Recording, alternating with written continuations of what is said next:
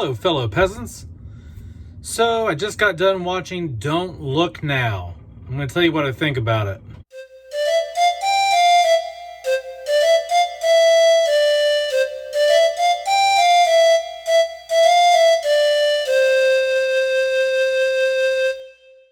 Alright, guys, so just got done watching 1973's Don't Look Now, starring Donald Sutherland. So this film was on my radar for a while, for several years. I heard this was a cult horror classic, a thriller, something you have to see if you're a horror fan, and I don't completely disagree with that. So a year or two ago, I decided to take the leap and buy this, so I bought the new Blu-ray that's out. I don't have the 4K scan. That's hard to get a hold of, but I do have the new scan, but just on a 1080p disc. So it looks roughly the same as the 4K, but just not as good. But still, it's a good image. But overall, basically, this movie is about this couple. Donald Sutherland is a professional who restores churches, and he and just architecture in general. And at the beginning of the film, they're hanging out in their house, him and his wife, by the fire, by the fireplace. He's looking at slides for the church or monastery, whatever that he has been hired to do over in Venice. And out back, his daughter is playing with a ball. It goes into the pond, and he kind of gets this like gut feeling that something's going on. So he runs out there. Turns out she had drowned. She's dead. He pulls her out of the water. He starts screaming bloody murder. The wife comes out, sees her lifeless body in his arms, and she starts screaming, and then it cuts automatically, I'm guessing several years later, a year later, I'm not sure. And they're in Venice, Italy, and he's working to restore that property for the church that he has been hired to do.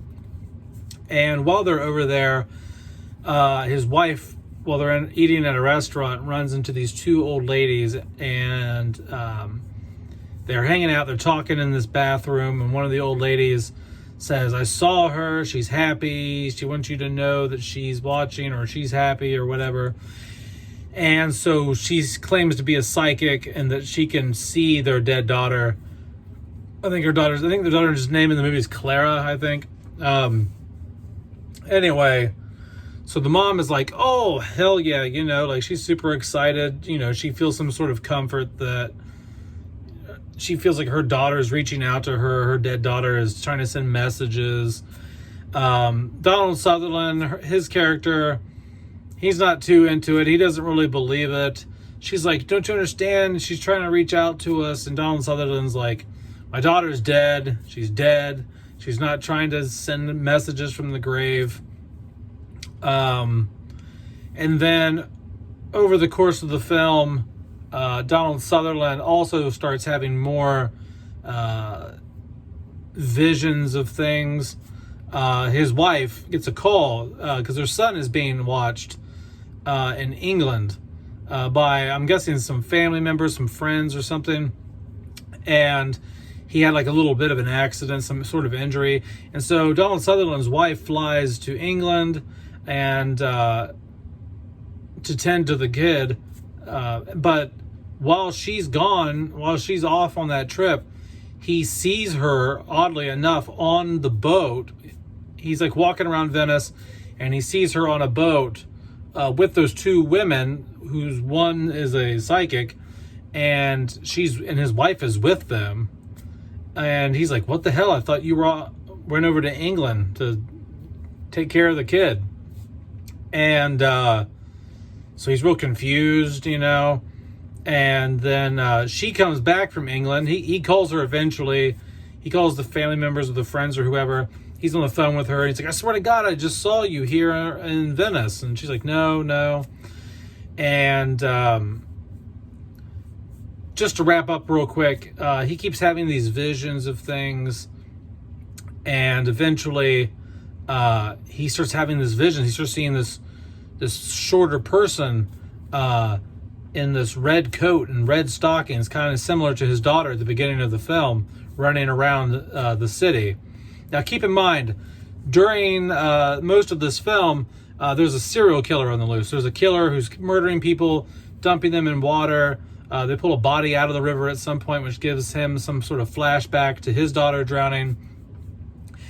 And so he follows this, towards the last scene of the film, he's following her, or this character around. He thinks it's his daughter, and he finally catches up with this short little person in the red coat and red stockings, and it turns out it's the serial killer. The serial killer is just a small person. It's a small little elderly lady dressed like that, and she slits his throat and kills him. And he has like these flashbacks of his life and this and that.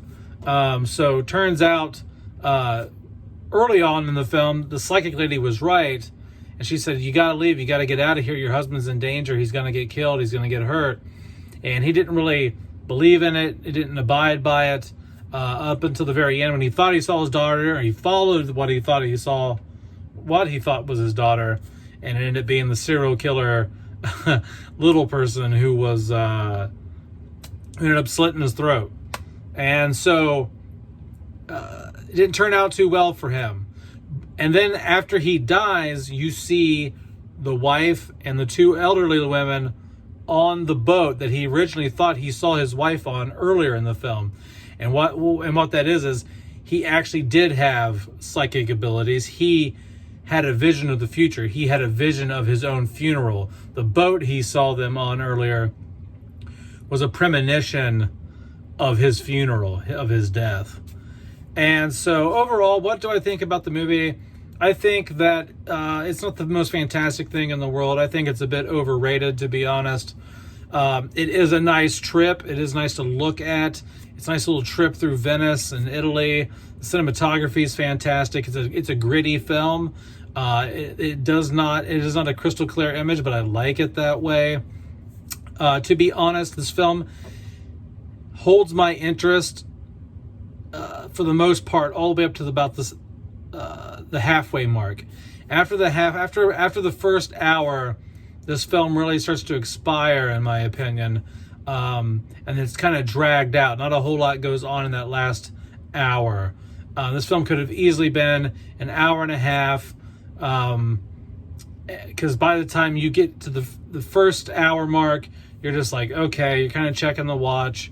But it being a whole extra hour longer is a bit too much. I think if they could have trimmed half an hour out of this film, this would have been an excellent runtime, and I think it would have tightened things up a bit more, and it'd be a more enjoyable film.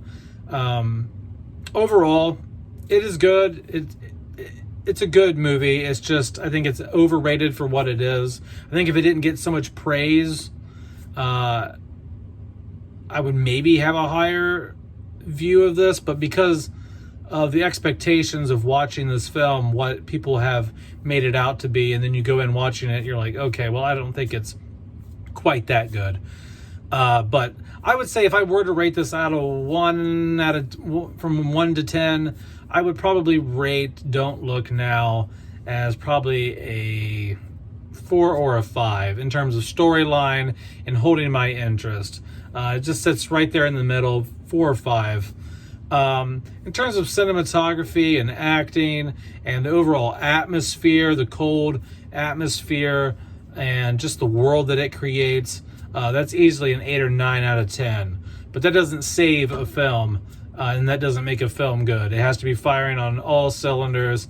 And unfortunately, the storyline gets dragged out here, and there's not a whole lot going on.